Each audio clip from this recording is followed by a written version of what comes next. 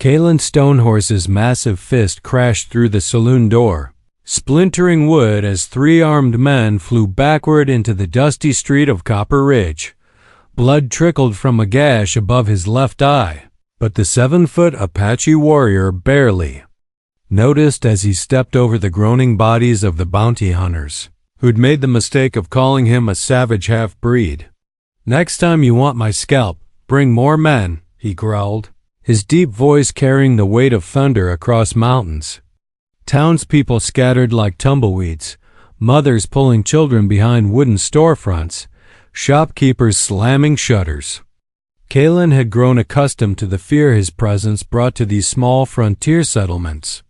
At 32, he'd learned that his mixed Apache and Irish blood made him an outcast in both worlds, too white for his mother's people, too Indian for his father's.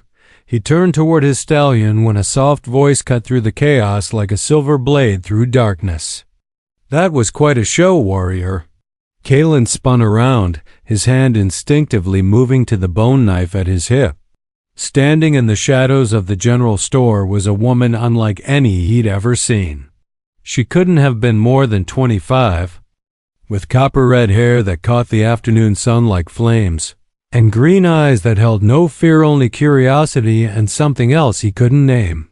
"You should run like the others, woman," he said, though his usual harsh tone seemed to soften without his permission. She stepped closer, and he noticed she wore men's riding pants beneath a flowing white blouse unconventional for these parts.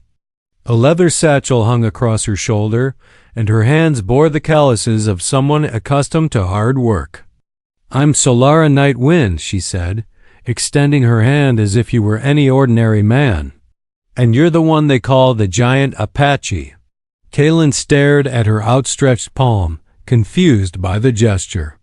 No white woman had ever offered to shake his hand. Most crossed themselves and whispered prayers when they saw him. "They call me many things," he replied, not taking her hand. "None of them pleasant." Solara didn't lower her arm. Instead, she smiled a genuine expression that transformed her entire face. "I call you magnificent." The word hit him harder than any of the punches he'd exchanged minutes earlier. He found himself studying her face, searching for deception, for the cruel jest that surely lurked behind such impossible words. But her green eyes held only sincerity and something that made his chest tighten in ways he'd forgotten were possible. "You're either brave or foolish," he said finally. "Maybe both." She stepped even closer, close enough that he could smell the wildflowers in her hair. "I've been following your trail for 3 weeks." Kellen's muscles tensed. "Following me? Why?" Solara's smile turned mysterious. She reached up, and before he could react, her fingertips traced the scar that ran from his temple to his jaw, a memento from his first bounty hunter encounter years ago. "Because," she whispered, her breath warm against his skin, "you're mine now." Kalen jerked back as if her touch had burned him, his dark eyes flashing with a mixture of confusion and something dangerously close to longing. No one had touched him gently in more years than he could count. Her words echoed in his mind like a war drum. "You're mine now." "Lady, you've been riding in the desert too long," he said, but his voice lacked conviction. "The sun's addled your brain." Solara laughed, a sound like silver bells dancing in the wind. "My brain's perfectly clear, Kalen Stonehorse. Yes, I know your name. I know you were born in the winter of the Great Blizzard, when your Irish father found your Apache mother dying in the snow. I know you've never taken a wife because you believe you're cursed to bring death to everything you love." Kellen's face went stone still. These were secrets he'd never told another soul, stories buried deeper than ancient bones. "How do you know these things?" She moved with fluid grace, circling him like a graceful predator. "Because I'm not just any woman, warrior. I'm what the old ones call a truth keeper. I see what others cannot, know what others have forgotten." The townspeople had begun to creep back into the streets, drawn by curiosity despite their fear. Old? Henrik the blacksmith peered around his shop corner while Mrs. Cordelia pressed her face to the window of the boarding house. They'd never seen anyone speak to the giant Apache without cowering. Truth keeper, Kalen repeated, tasting the words. His grandmother had told him stories of such women-rare beings who could see the threads that connected all living things. They're just legends, are they?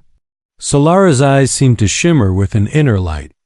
Then explain how I knew you'd be in this exact place, at this exact moment. How I knew you'd need someone to tend that wound above your eye before it festers. Before he could protest, she produced a small cloth from her satchel and reached toward his face. This time, Kalen didn't pull away. Her touch was impossibly gentle as she cleaned the blood, and he found himself studying her features, the delicate curve of her jaw, the way her lashes cast shadows on her cheekbones, the small scar on her chin that spoke of her own battles. "Why me?" he asked quietly. "Why would someone like you want someone like me?" Solara's hand stilled against his face. For a moment, vulnerability flickered in her green eyes. "Because I've been alone my whole life too. Because I know what it's like to be feared for gifts you never asked for. Because when I look at you, I don't see a monster. I see a man who's forgotten how to believe in love." Her words hit him like arrows to the chest. He caught her wrist, not roughly, but firmly, enough to still her movements.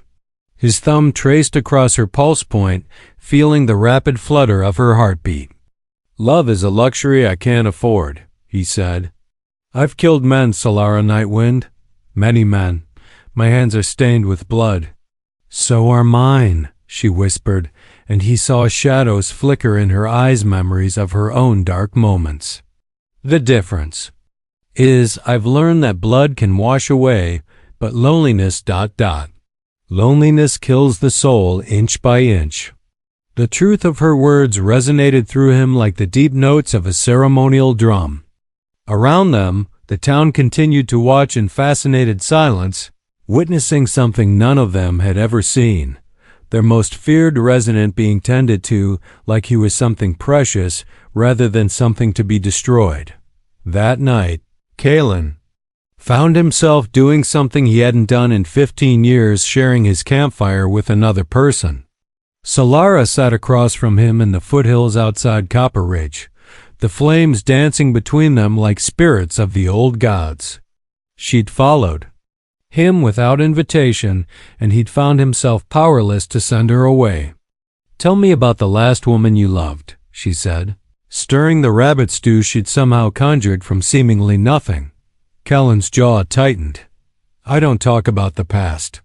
"Her name was Ayana," Solara continued as if he hadn't spoken.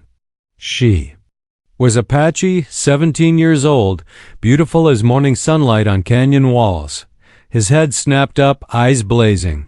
"Stop." But Solara's voice remained gentle, relentless.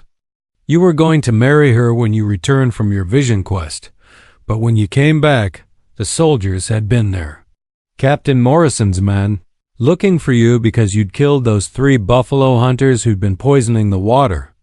I said stop. Kellen's voice was deadly quiet now, the tone that had sent grown men running. "She died defending your honor," Solara whispered. "Morrison shot her when she wouldn't tell them where you'd gone. And you've blamed yourself ever since, believing that loving you means death." Kalen was on his feet in one fluid motion, towering over her with fists clenched. For a heartbeat, violence crackled in the air between them like lightning before a storm. Then he saw her face, not afraid, but filled with such profound compassion that it broke something inside him. He sank back down, suddenly looking older than his 32 years. She was ... everything good in this world. And she died because of me. She died because of evil men making evil choices, Solara corrected firmly. Not because you loved her. The result was the same. Solara set down her spoon and moved around the fire to sit beside him. This close, He could feel the warmth radiating from her skin, smell the wildflowers and something uniquely her like rain on summer earth. "Kalen, look at me." When he didn't, she cupped his face in her hands, forcing his dark eyes to meet her green ones. Morrison died 3 years ago. Cholera took him in a Denver brothel. His men scattered to the winds. The past is gone, but you're still here, still breathing, still capable of love if you'll let yourself be. And if something happens to you too? His voice broke slightly. If my presence brings death to your door? Solara smiled, and in the firelight, she looked like something from the old stories, part woman, part magic. Then I'll die knowing I lived fully. But that won't happen, because this time is different. How can you be so certain? She leaned closer, her lips nearly brushing his ear. Because this time, you're not running from love, you're running toward it. And that changes everything. Before he could respond, she pressed her mouth to his, and Kalen felt the world shift on its axis. Her lips were soft and warm and tasted of promises he'd given up hoping for. His hands found her waist almost without his permission, pulling her closer as 15 years of loneliness cracked open like winter ice and spring sundot when they finally broke apart. Both breathing hard, Solara rested her forehead against his. "You're mine now," she repeated her earlier words. "And I'm yours. The universe has decided, and we don't get a say in the matter." 3 weeks later, Solara had turned Kalen's solitary existence upside down. She'd convinced him to take rooms at the boarding house in Copper Ridge, and somehow her presence had changed how the townspeople saw him. Children who once fled now watched him with curious eyes.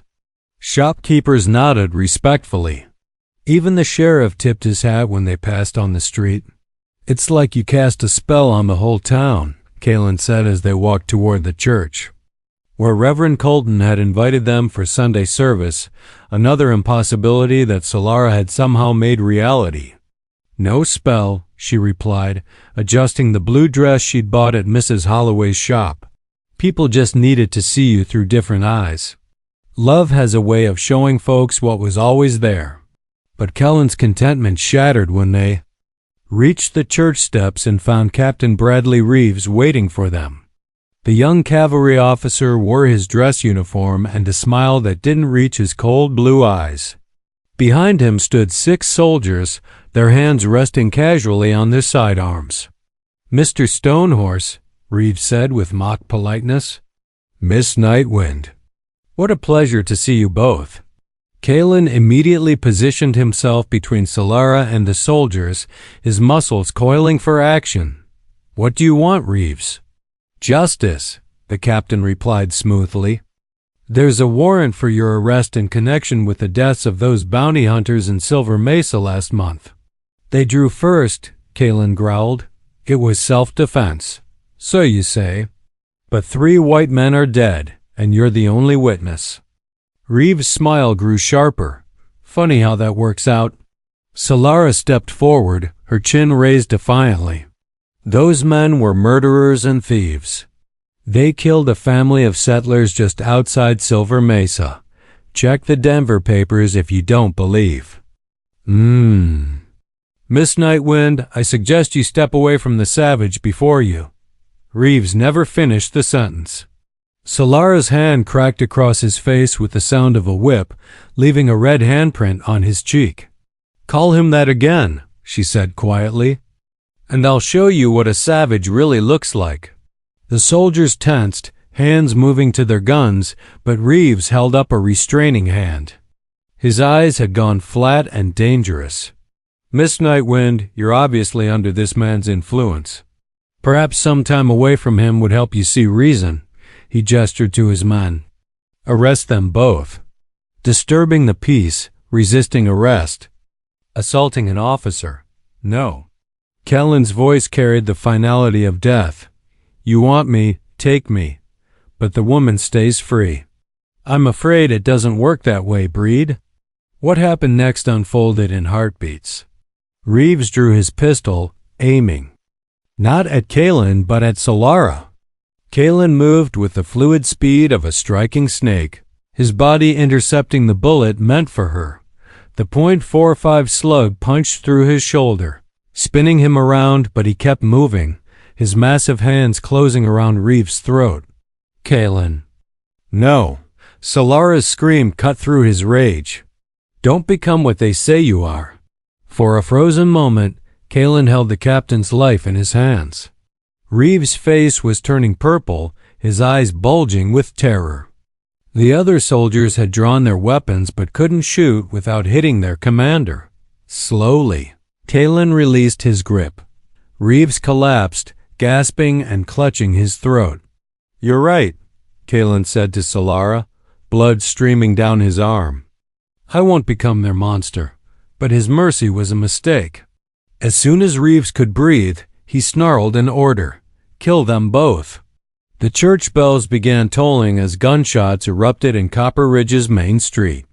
But instead of the massacre Reeves expected, the townspeople flooded from buildings surrounding the soldiers. Henrik the blacksmith carried his largest hammer, while Mrs. Cordelia wielded a cast-iron skillet like a battle axe. Even Reverend Colton emerged with his hunting rifle. Stand down, Reeves shouted, but his voice cracked with sudden uncertainty. You stand down, growled old Henrik. This man saved my grandson from a rattler bite last week. Carried the boy 15 miles to the doctor. You want to arrest him, you go through all of us. Kalen stared in amazement as the same people who'd once feared him now formed a protective barrier around him and Solara. Mrs. Cordelia pressed a clean cloth against his wounded shoulder while glaring daggers at the captain. Bunch of Indian-loving fools, Reeves spat. This savage has bewitched you all. The only savage here is you, said a new voice. Marshal Webb emerged from the crowd, his badge gleaming in the morning sun. The federal lawman was known throughout the territory for his honesty and fairness. Captain Reeves, you're under arrest for attempted murder of civilians. You can't be serious. I'm a United States Army officer. And I'm a U.S. Marshal, which trumps your rank in civilian matters. Webb's weathered face was granite hard. I've been tracking you for months, Reeves. Turns out those bounty hunters in Silver Mesa weren't the victims you claimed. They were your partners in a cattle rustling operation that's been bleeding ranchers dry from here to Colorado. Reeves' face went white. You can't prove anything, can I? Webb produced a leather journal from his coat. This belonged to Jake. Morrison, no relation to the dead captain. One of your bounty hunter friends kept detailed records of every theft, every murder, every payoff, including the one you made to frame Kalen Stonehorse for crimes he didn't commit. The truth hit the gathered crowd like a thunderbolt. Kalen had been hunted and persecuted for crimes he was innocent of, while the real criminals wore uniforms and badges. There's more, Webb continued. Seems the captain here has been using his position to eliminate witnesses and steal from the very people the Army's supposed to protect. The Nightwind family, for instance. Solara went rigid beside Kalen. What about my family? Webb's expression softened slightly. Miss, your parents weren't killed by Apache raiders like you were told. They were murdered by Reeves' men when they discovered his cattle operation on their land. You were supposed to die too, but you'd gone to visit your grandmother that week. The world seemed to tilt beneath Solara's feet. Kalen caught her as she swayed, his good arm pulling her against his chest. All these years, she'd carried guilt for surviving when her family died, never knowing she'd been specifically targeted for death. You bastard, she whispered, staring at Reeves with eyes that blazed like green fire. They were good people. They never hurt anyone. Business is business, Reeves sneered, but his bravado was cracking. Your father should have minded his own affairs. Solara pulled away from Kalen, and for a moment he saw something in her that made his blood chill. Power radiated from her like heat from a forge, and the air around her seemed to shimmer with barely contained energy. "Solara," he said quietly, recognizing the signs of someone on the edge of violence. "He's not worth it." She looked at him, and he saw her wrestling with the same demons he battled his entire life, the choice between justice and vengeance, between becoming what others expected or choosing something better. Slowly, the terrible energy around her subsided. "You're right," she said. "Some fates are worse than death." She turned to Marshal Webb. "Captain Reeves will stand trial?" "He will. Full military court-martial, then civilian charges. He'll spend the rest of his life in prison if he's lucky." As Webb's men took Reeves and his soldiers into custody, the captain's final words were a snarl of pure hatred. "This isn't over, Breed. There are others who'll finish what I started." But Kalen no longer faced those threats alone. 2 months later, autumn painted the mountains around Copper Ridge in shades of gold and crimson. Kalen stood on the porch of the house he'd built with his own hands, the first real home he'd ever owned. Solara moved through their kitchen, humming softly as she prepared dinner, and the domestic scene filled him with a contentment he'd never imagined possible. The town had not only accepted them but embraced them. Kalen had become an unofficial guardian, his reputation keeping troublemakers at bay while his growing gentleness drew people who needed help. Solara had opened a small practice as a healer, her knowledge of herbs and intuitive gifts making her invaluable to the community. But tonight, something felt different. Solara had been quieter than usual, touching her stomach absently, and Kalen's heightened senses detected subtle changes in her scent that made his pulse quicken. "Solara," he said as she joined him on the porch, settling into the chair beside his. "Are you going to tell me, or do I have to guess?" She smiled. That mysterious expression he'd learned meant she was holding back something important. "Tell." "You what?" "That you're carrying my child." Her eyes widened in surprise. "How did you?" "Apache senses," he said softly, reaching for her hand. "I can hear the second heartbeat. Smell the changes in your body." His voice dropped to a whisper. Are you happy about it?" Solara's laughter was like music. "Happy?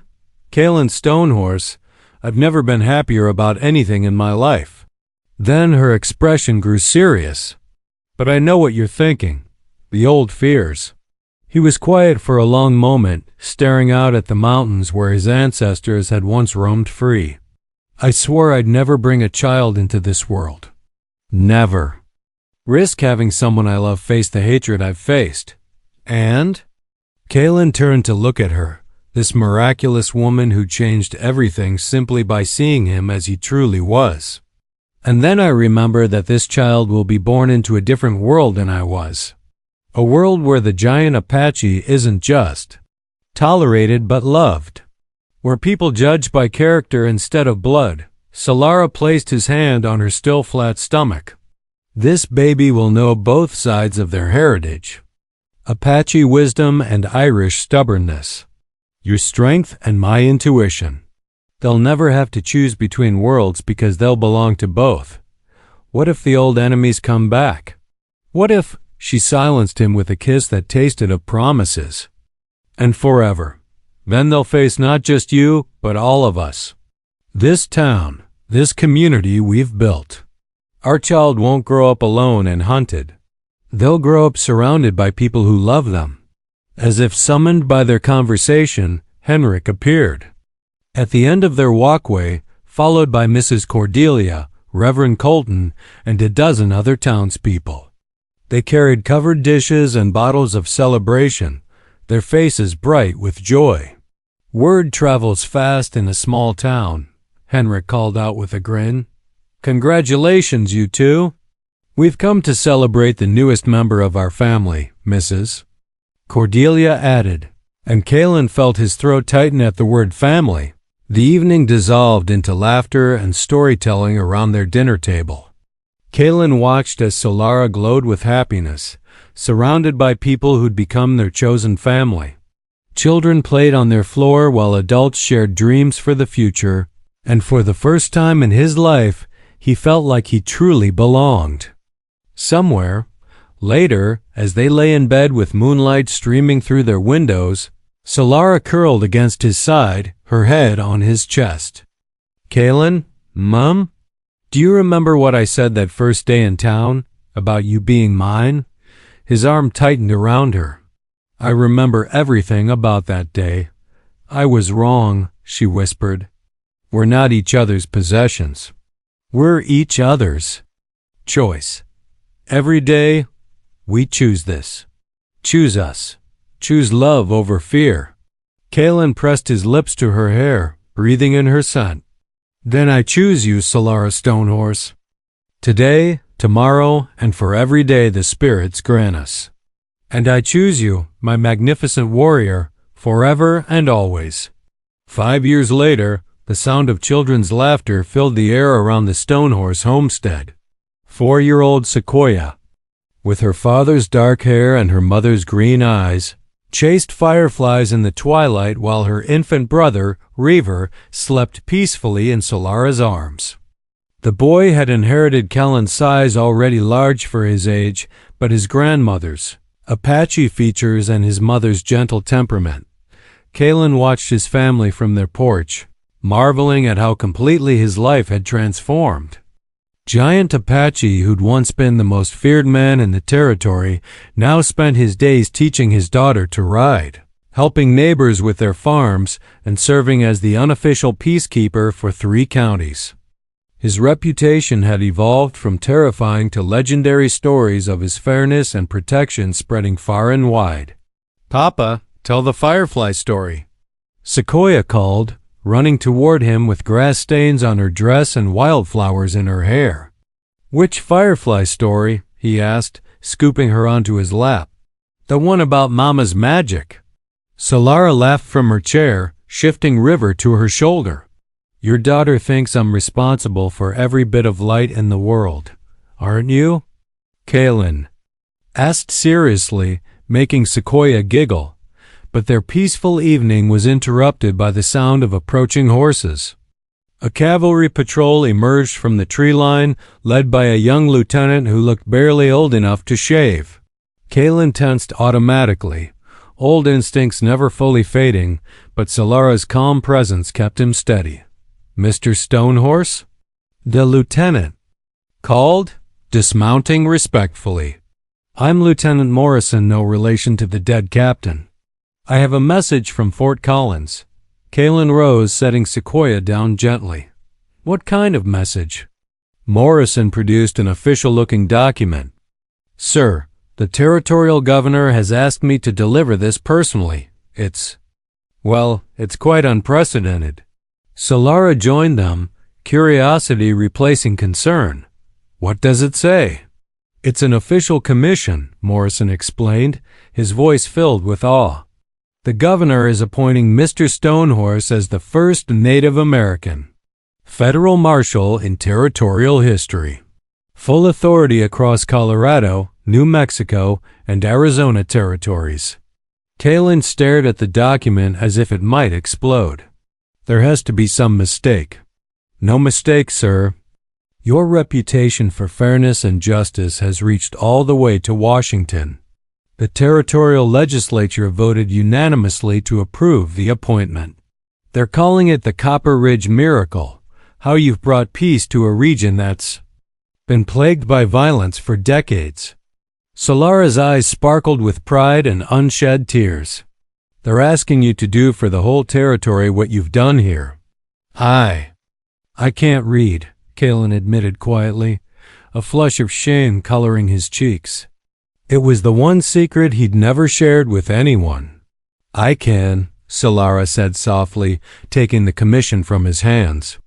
She read aloud, "Whereas Kaylin Stonehorse has demonstrated unwavering commitment to justice and peace, and whereas his unique understanding of both native and settler perspectives makes him invaluable to territorial law enforcement, he is hereby appointed her voice caught with emotion. Double quotes, ... Marshal of the Western Territories, with all rights and privileges there too. Lieutenant Morrison beamed. Sir, you'll be working directly with tribal leaders and territorial governors to establish new treaties based on mutual respect rather than force. It's exactly the kind of change this territory needs. Sequoia tugged on her father's pants leg. Papa, what does it mean? Kalen knelt down to her level, his massive hands gentle on her small shoulders. It means, little firefly, that sometimes the spirits have plans we can't imagine. Sometimes the man everyone fears becomes the man everyone trusts. Will you take it? Solara asked quietly. Kalen looked around at everything he'd built, his home, his family, his community. Then he looked at his wife, whose faith had transformed not just his life, but the lives of everyone around them. We'll take it, he said firmly. Together. As a family. Morrison nodded enthusiastically. The governor hoped you'd say that. There's a house prepared for you in Denver, but the position allows for travel and maintaining your home base here in Copper Ridge. As the patrol prepared to leave, Morrison turned back with a final message. Sir, I wanted you to know my men and I volunteered for this duty. It's an honor to serve someone who's shown us what real courage looks like. After they left, Kalen and Solara stood together on their porch, watching their children play in the fading light. The man who'd once declared that no bride wanted him now held his sleeping son while his daughter wove flower crowns, and his wife, his partner in all things, leaned against his side. You know what this means? Solara said softly. What? You're going to make history. The first Native American federal marshal, bringing justice and peace across the western frontier. Children will learn your name in school, Kalen chuckled. I still can't believe it. Solara turned in his arms, her green eyes bright with love and pride. I can. I saw your destiny the first day we met. You were never meant to be just a survivor. Kalen Stonehorse, you were meant to be a bridge between worlds, a healer of old wounds, a builder of new hope. And you? I was meant to love you through it all, she whispered, rising on her toes to kiss him. The giant Apache no bride wanted became the man every community needs, and he became mine.